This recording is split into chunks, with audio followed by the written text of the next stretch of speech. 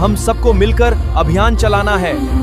कुछ ना समझ लोग देवी देवताओं के स्वरूप और हमारे महापुरुषों के स्वरूपों को नचवा देते हैं, अश्लील गंदा डांस करवा देते हैं, उनसे बुरे काम करवा देते हैं। हमको उसको तुरंत रोकना है, उसका विरोध करना है।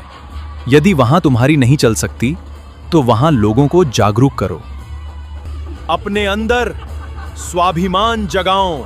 यदि कोई मेरे होते हुए देवी देवताओं का अश्लील गंदा डांस करवाता है, हमारे महापुरुषों को कलंकित करता है, तो मैं उसका विरोध करूंगा, चाहे कोई भी हो।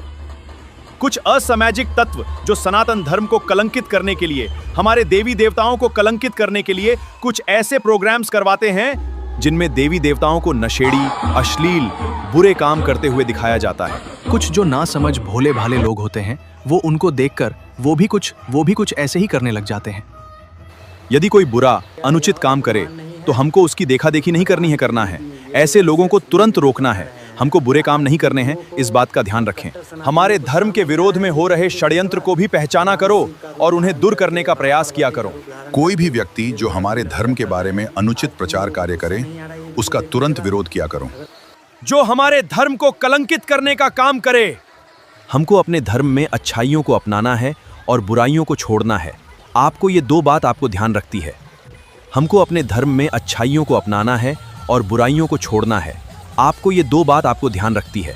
साथियों, हमारे धर्म में जो बुराइयां आ जाती हैं, उन्हें तुरंत हटाया करो और अच्छाइयों को अपनाया करो। हमें अपने कार्यक्रम्स में अपने महापुरुषों का मान सम्मान, मर्यादा, शिष्टाचार, स्वाभिमान बनाए रखना है, ये ध्यान रखें। धर्म में अच्छाइयों को अपनाएं, बुराइयों को छोड़ें और अपने महापुरुषों का मान सम्मान बनाए रखें। अब देखो भैया राधा कृष्ण जी, हम आपका सम्मान करते हैं, लेकिन हम अपने आगे भगवान जी को नहीं नचा सकते। हम क्षमा चाहते हैं आपसे। हमारे भगवान का स्वरूप कोई नहीं पहन सकता, तो इसलिए मैं क्षमा चाहता हूं। हमारे यहाँ कोई भी ये नौटंकी नहीं चलेगी, तो इसलिए राधा कृष्ण जी को पहनना बंद करो, अपने सनातन का हनन मत करवाओ। तो इसलिए, क्योंकि अगर तुम्हारे में ताकत है तो और धर्म का कभी पहन के वेश निकलो तो पता पड़ जाए, तुम्हें 2 मिनट में पता पड़ जाएगी। इसलिए ये राधा कृष्ण की झांकी बंद होनी चाहिए। भोले पार्वती जो बनते, हम भगवान के सामने नाचेंगे, ना कि भगवान हमारे भगवान नौटंकी नहीं है। हमारे भगवान को पैसे की जरूरत नहीं है, वो तो देने वाला है, लुटाने वाला है, लेने वाला नहीं है।